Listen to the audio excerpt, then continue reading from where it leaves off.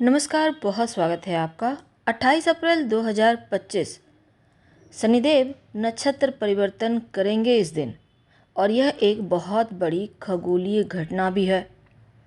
शनिदेव से जो मिलने वाले अभी तक आपको फल थे उसमें चेंजिंग आ जाएगा, क्योंकि शनिदेव का नक्षत्र परिवर्तन होगा। 27 नक्षत्र में उत्तर भाद्रपद नक्षत्र 26वें नंबर का नक्षत्र है, और शनिदेव जो हैं उत्तरा भाद्रपद नक्षत्र में 28 अप्रैल से आएंगे और 3 अक्टूबर तक इसी में रहेंगे। अब जो शनिदेव हैं कर्म के फल देने वाले हैं। शनिदेव कर्मों का फल देते हैं, न्याय के देव है, और शनिदेव किसी न किसी रूप से आपकी लाइफ में रहेंगे ही, चाहे डायरेक्ट हो या इनडायरेक्ट हो।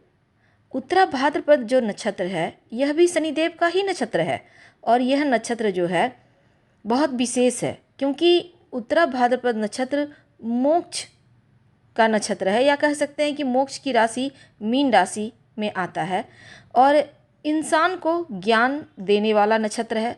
वैसे शनिदेव के 3 नक्षत्र होते हैं, पुष्य, अनुराधा और उत्तर भाद्रपद नक्षत्र।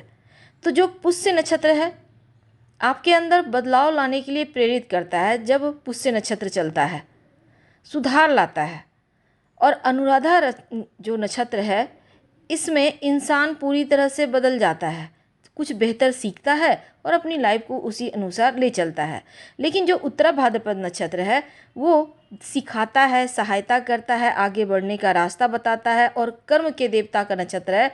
तो यकीनन उत्तरा भाद्रपद नक्षत्र में आएंगे तब, क्योंकि साथ में जल की राशि भी है मीन राशि, मीन राशि के अंतर्गत ये नक्षत्र आता है। अब देखिए, जब मीन राशि के अंतर्गत उत्तरा भाद्रपद नक्षत्र आता है और ये शनिदेव इनके स्वामी हैं, और शनिदेव स्वयं यहाँ पर आएंगे, तो ऊर्जा लेवल इसका अद्भुत हो जाएगा। तो 28 अप्रैल से लेकर अक्टूबर तक जो वक्त है धन के मामलों में बहुत ज़्यादा लकी बनाने वाला है। लेकिन आपके ऊपर धन के मामलों में कितना शुभ फल मिलेगा, कितना आप धन को लेकर परेशान रह सकते हैं, और किस माध्यम से धन आएगा, आज हम यही जानेंगे विस्तार से। देखिए, इस ज़माने में कलयुग में धन ना हो तो व्यक्ति की कोई पहचान नहीं होती। कलयुग है, आप कितना भी बेहतर कर्म कर लो, कितना भी सबका हेल्प कर लो, लेकिन लोग इन चीज़ों से आपको नहीं जानते। सम्मान उसी का करते हैं जिसके पास धन होता है।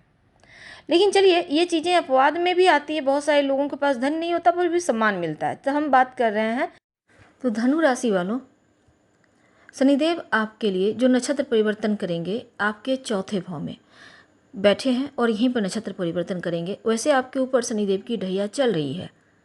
काम कारोबार के मामलों में बिल्कुल नया एक आपके लिए समझ लें कि अध्याय शुरू होगा। अगर आप काम में कोई बदलाव लाना चाह रहे थे, कोई न कोई परिवर्तन लाना चाह रहे थे, तो ये ऐसा वक्त है जब आसानी से आपका कार्य बनने लगेगा। जो असंभव कार्य थे वो भी संभव हो जाएगा। अब देखिए, अगर एक तरह से आप समझ सकते हैं कि एकदम से निद्रा में है और एकदम से जागे तो स्वर्ग है, तो बिल्कुल वैसे ही प्लान बनाइए। आप एग्रेसिव ज़्यादा मत होइएगा, प्लान बनाइए, धीरे धीरे आगे बढ़िए। समय फ़ायदेमंद है आपके लिए। शनिदेव के इस गोचर से आपको बहुत बेनिफिट मिलेगा। आपके अंदर आध्यात्म के गुण आएंगे, पुनर्निर्माण की चेष्टा आपके अंदर आएगी, और साथ ही हर हाल में बदलाव लाकर ही आप रहेंगे। विचारों को, परंपराओं को मानने से इनकार कर सकते हैं इस समय।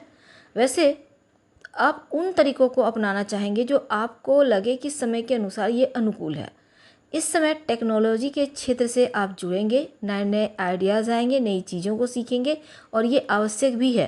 अगर इस समय का फ़ायदा आप इन चीज़ों को में उठा लेते हैं तो बहुत उत्तम रहेगा।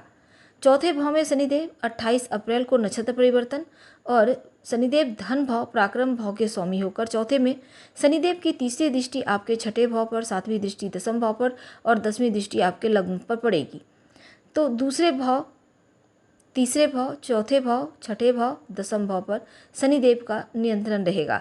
अब शनिदेव आपकी कुंडली के चौथे भाव में गोचर कर रहे हैं, लाभ धन भाव पराक्रम भाव के स्वामी होकर। अब चौथे भाव में गोचर करते हैं तो ढैया भी चल रही है। क्योंकि उत्तरा भाद्रपद में शनिदेव का यह गोचर आपके लिए करीब 6 महीने का है। तो जो भी कष्ट हैं आपके सारे, ये जो आपके ऊपर ढैया चल रही है उसको लेकर, उसमें राहत मिलेगी, विशेष नकारात्मक प्रभाव नहीं मिलेगा। भौतिक सुख सुविधाएं बढ़ेंगी, माँ का सुख मिलेगा, जन्मभूमि का सुख मिलेगा, जमीन का सुख मिलेगा। धन्यवाद।